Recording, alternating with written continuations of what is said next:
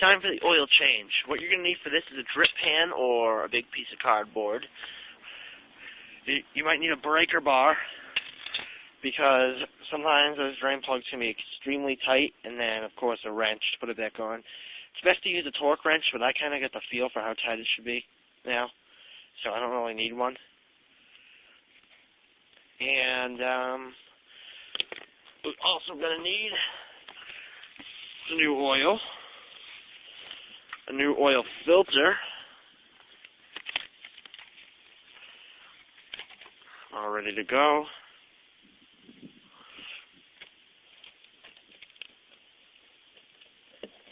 And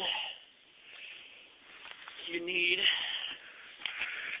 an oil filter wrench that a type and size best for your vehicle.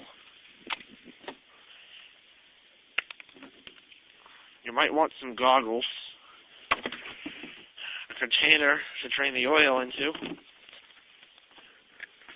a funnel or two. Okay, the first thing you're going to want to do is run your car for maybe a minute to get a little warmth in your oil. Just enough to get it warm. You don't want it wicked hot. Just enough so it flows a little better. Then find your drain plug. Mine's right there. It'll be on the oil pan under the engine. As you can see, this thing's got a lot of old oil, like, caked onto the thing.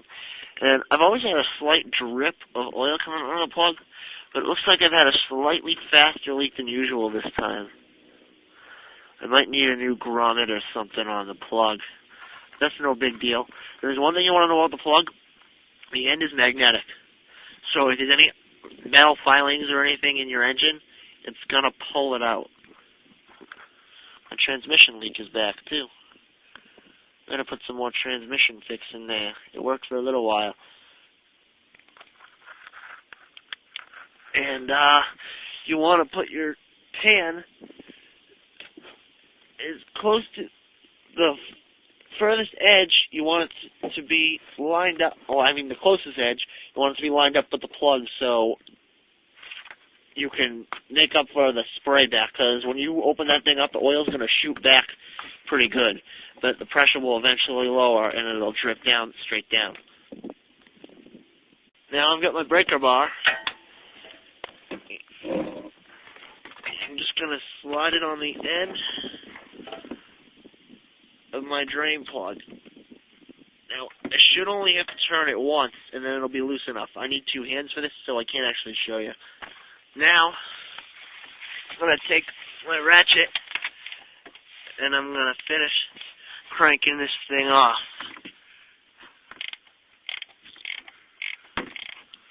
It's pretty easy from here.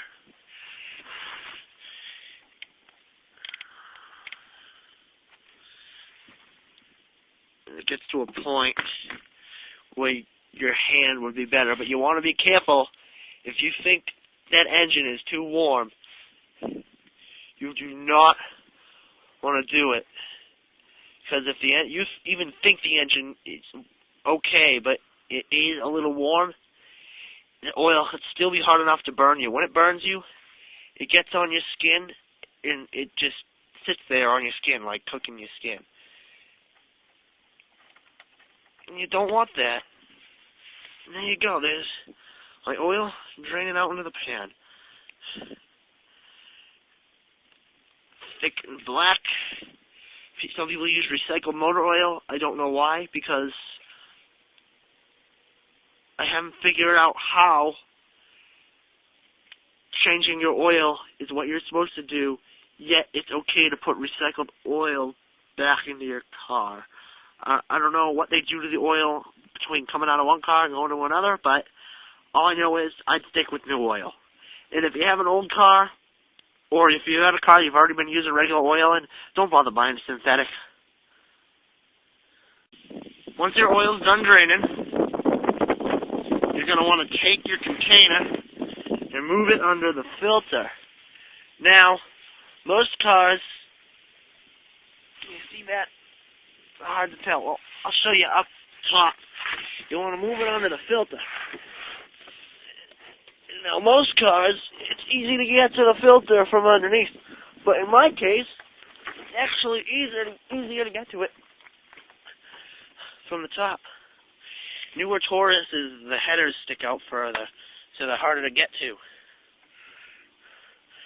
And the only problem with taking this filter off is oil gets all over the starter and solenoid and on the wire terminals for it. Aside from that, you take your wrench, pull it tight around, and then you turn. Once you give it 1 or 2 turns, it should be loose enough to just crank off with your hand.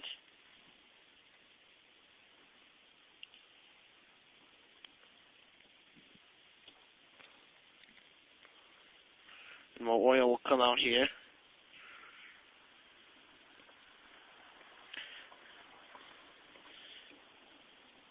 Try not to do what I did the last time I changed more oil.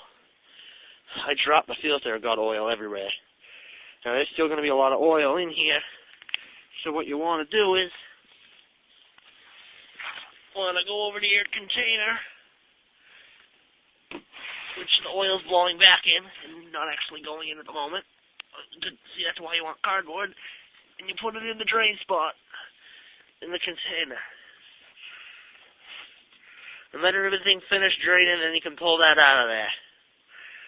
And then, after you do that, you put the new filter on, put the drain plug back on, fill it back up. Oh yeah, I forgot to mention, I forgot to do it this time. When you change it, you usually want to take your oil cap off. It lets the air flow better and gives better drainage.